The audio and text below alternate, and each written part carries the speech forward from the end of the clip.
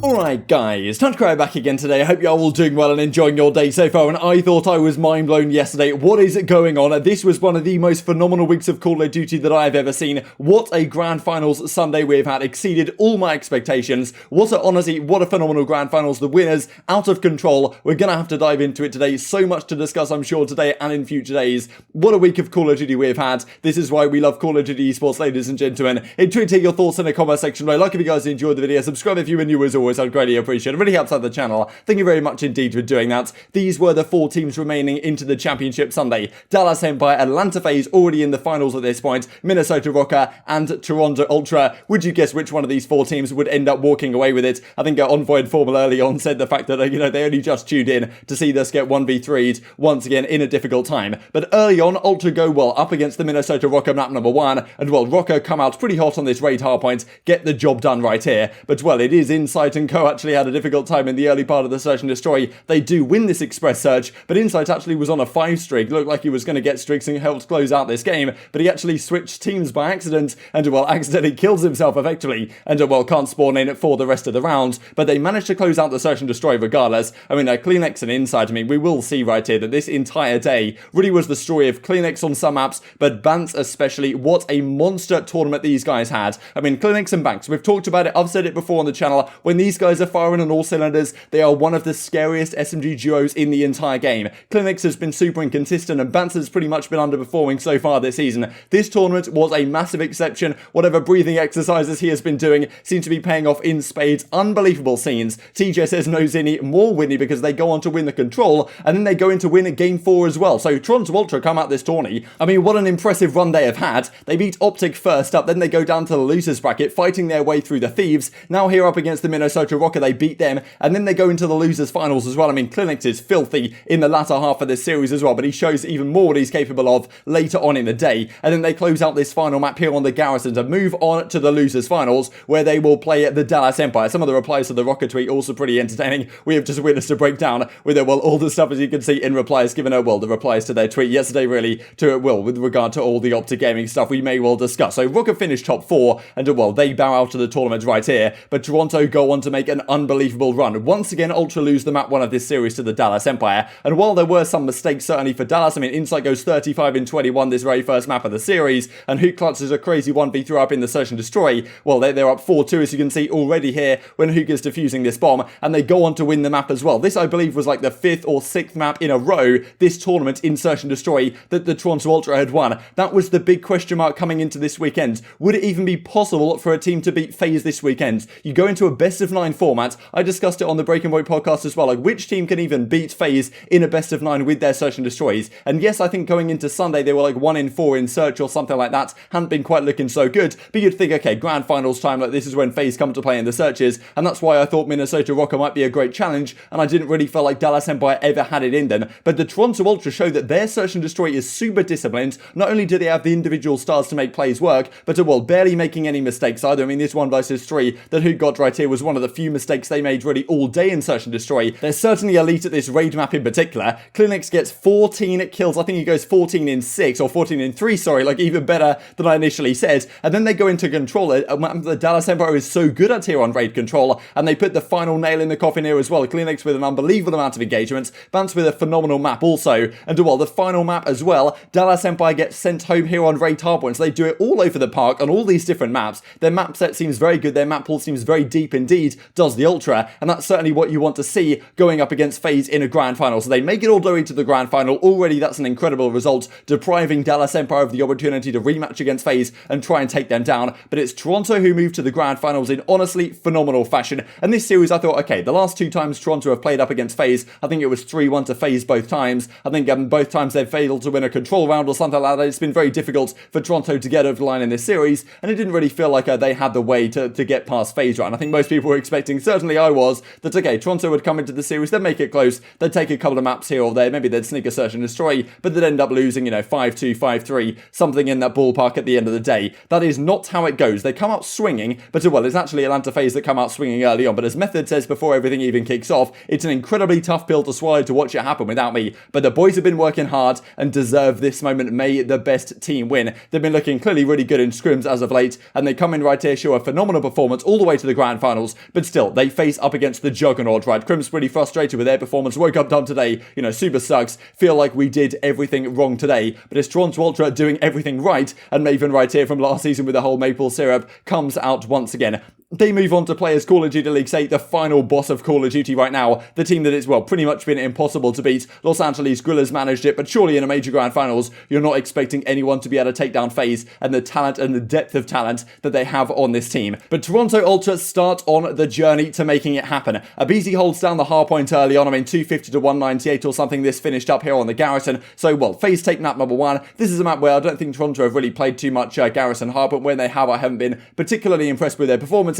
So, you know, I was thinking, okay, this makes sense, FaZe take game number 1, but pretty much if you're Toronto, you feel like you have to win game 2, because the problem is here, you've got to play 4 search and destroys against FaZe if it goes the distance. That's, well, pretty difficult to beat FaZe in a number of search and destroys. You can't really afford to be losing too many respawns, and that's how FaZe have won this tournament so far, or at least won the series that they have won in this Stage 2 major so far, was losing the search and destroy, but winning all the respawns, right? And it's pretty scary when a team like FaZe and how good they are in search, in theory, is that, well, also winning all the respawns. So Toronto lose game 1, they go down 1-0, and as Octane says, aBeZy is the best player this year, and those who disagree stare at KD and tweet their opinions. He had a phenomenal game number 1, but then into the search and destroy on Miami. This is a map where FaZe have been so good so far this season. Last major, you guys remember, aBeZy got that crazy ace with the M4 up against the Dallas Empire. They were popping pieces left, right, and center all over the map. But here, it's Insight doing the same thing back to them. Toronto dominate this second search and destroy, the second map of the series, and well, Insight snapping on 3, as you can see. I mean, well, filthy shots, seemed like they were super disciplined, Toronto Ultra, not really making no mistakes, but also crazy gun skill, right? And well, a full European squad now. Well, I couldn't be happier for the guys, as we are going to go on to in the coming minutes here. Then it turns into the Benjamin Bant show, right? We go to this checkmate control, and this is a map where so far this tournament, FaZe hadn't lost a single round of control. They were 9-0 in control rounds going into this final series of the tournament, and you're thinking, okay, we've got 2 controllers in this series. They should go the way of FaZe. It's going to be tough to get past FaZe if they can manage to win those with how good they are at the other game modes. However, Bant decides, all right, yeah, well, that's not going to happen, lads. I'm going to completely take over this map, and well, checkmate, I think it comes down to the wire a little bit, but yeah, Toronto Ultra get the job done right here on this checkmate control. They move through that map, and actually it was Simp who, well, had a pretty slow start. He was 0-8, then he was 5-16, and then he had a pretty crazy finish to the map where he went on like a 7 streak. I think he went from like 5 or 6-17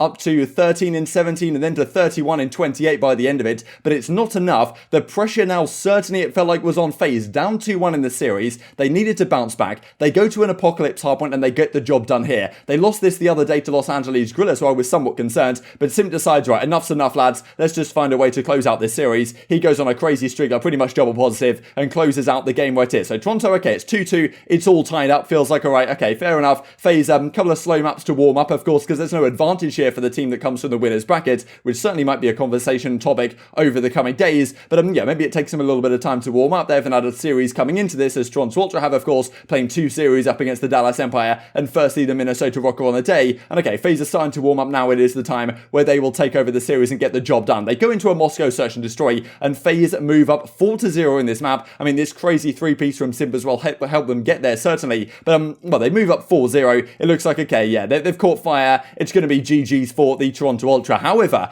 Ultra fight back in this search and destroy in very impressive fashion. They bring it all the way to 5-4, and it's CleanX who has streaks. He calls them in, as you can see right here, and well, he doesn't call it in. He uses the ping so that Arcitys hears the notification, oh, there's an artillery barrage coming in, and then he doesn't elect to use it, and Arcitys makes the only play he reasonably can to win this round, hops on the bomb and defuses it just before the artillery comes down, because CleanX waited probably a little bit too long to call it in. If he calls it in, if he hits the ping, just to see where Arcitys is on the minimap with the little UAV ping that you kind of get when you use the artillery, and then, well, put it away and pull it back out like 2 or 3 seconds later, then you would be in time to kill Arcitys off the bomb and pretty much guarantee the round. I mean, probably a 90% round win chance percentage at that point. But, well, somehow Arcitys clutches it up and they win the final round as well. And this is where you're thinking, okay, Ultra, that was their chance, right? That was their chance to go up 3-2. Now, it slipped through their fingers. They're probably going to fall now the rest of the series. And, well, how are they going to bounce back from this, especially given that, well, they're obviously in a tough spot, down 3-2 in the series, going into a raid control where Atlanta FaZe have been so good. But, well, they decide, all right, yeah, no worries about that, lads. CleanX, after making that misplay, of course, in the final round, decides to completely dominate this map. I can't really remember a streak like this since CleanX did a very similar thing way back in Black Ops 4 World Championships on Singularity up against Team Envy and Aches & Co. You guys might remember that clip, but CleanX absolutely dominant. I mean, look at this clip right here. He gets 4 kills, kills this guy as well, Simp over at the cutout, pushes towards bottom pool house, and what he does over here is absolutely insane. Insight gets 1, eventually gets traded out. I mean, here comes CleanX once again, gets 1, slides around the corner, gets 2. Look at the CHaLy makes on the last guy as well. Just, yeah, fully ego challenging these guys because he knows he's absolutely dominating them. They win this map 3-0, pick the momentum back up in their favor, and then they go into a search and destroy. And okay, CleanX took over the last map. Now it is Benjamin Bantz's turn to show why he is so good at this game. He goes 10-0 in search and destroy. Something happened to this guy, man. Like, whatever breathing exercises this guy does now, we've got Black Ops 3 Bants back in full form, and it is a scary sight for the opposition indeed. Express Search and Destroy, FaZe gets 6-0'd again. Full collapse from FaZe. We saw this the other day against Los Angeles Guerrillas as well. They completely fall flat on their face. They clearly haven't really innovated anything from, well, when they lost against Los Angeles Guerrillas. Probably Toronto have looked into that and figured out, okay, what can we do to beat these guys in a similar manner? They execute to perfection. Bants doesn't even die, and then we go into the final map of the series, that being a checkmate hardpoint, and Toronto close out the job. As Maven says, look, we were all talking about how they would be untouchable due to their search and destroy. Their search and destroy wasn't where we expected it to be, and therefore they are touchable indeed, and they go into a checkmate hardpoint where they haven't been so good either, have the Atlanta FaZe, and Toronto close it out. Would you believe it, guys? They make this change a few weeks ago. It was a controversial one. Methods goes out, Insight comes in. The question is it going to improve their chemistry? Is it going to, a full European squad like this, is it going to work out? Clearly, we know the talent is there. There was a question about Bants. Is he underperforming? Is this squad going to work in the long term? They prove, all the haters wrong with, an unbelievable amount of aplomb. That's not even a way to use that word in a sentence, but unbelievable stuff. I'm so happy for the guys, right? Because the last time a European team won a major championship was the Splice team way back in Infinite Warfare Stage 1 playoffs, when it was the team of Bants on that squad as well, of course, alongside Zero, Madcan, and Jerd as it was at the time. This is the first time since then that an all-European squad, even though playing for Toronto, has won a major tournament, and they did so in style. Taking down FaZe in this fashion is not something easy to do. The way they accomplished it today was unbelievable. All the pieces of the puzzle were firing on all cylinders, Bants and CleanX especially, and FaZe seemed absolutely lost at times. They seemed completely shocked by the levels that Toronto Ultra are hitting right here, and unbelievable performance from them. I'm really intrigued to hear your thoughts in the comment section below. As Bants says, let's go with your stage 2 champs. GG's to FaZe, they are absolute units, but appreciate all the support this weekend. Back in action. I mean, what a team this team is right now. And as Insight says, shove your lateral move. We are, back on top. And ever since that Cammy kind of incident that we talked about not too long ago, this team clearly has hit new levels. Unbelievable scenes in the beer apartments, ladies and gents. And these were the final series standings for, the series. Arcitys had a pretty rough one, but look at Benjamin Bants, a 1.44 KD in an 8-map grand finals against Atlanta FaZe. What other player do you see doing that on a regular basis? I mean, of course, we haven't seen Bants do it on a regular basis, but plus 41, if he can keep up this performance level going forwards, I mean, how scary are Toronto Ultra a team right now? What a run they had this tournament. And CleanX also deserves a mention for the incredible amount of engagements he puts up. Cammy as well puts up ridiculous stats. I mean, all the guys played incredibly well, and FaZe, after winning the stage 1 major, looking in prime position to do it again up against Toronto Ultra of all teams, they fall shy. Second place this tournament, still $120,000 on the line, but so many storylines to discuss in the coming days. Not sure what there is too much to say on this one, guys. I just saw this tweet from Bants, sent this to my fiance, being deadly serious after starting stage 2-0-2 and receiving over 500 tweets to bench myself. What a turnaround. Cannot thank my team enough. As he says, I'm crap, might as well retire. Certainly, thankfully, that is not the case. Unbelievable scenes. I'm sure we'll be discussing this more in the coming days. Intrigued to hear your thoughts in the comment section below. I hope you guys enjoyed the video. If you did enjoy it, I'd greatly appreciate a like on the video. It really helps out the YouTube algorithm. I know you enjoyed this content. Other people like you may enjoy this content as well. And I've grown the competitive Call of Duty community. Thank you for watching as always. Take care. And I will see you next time.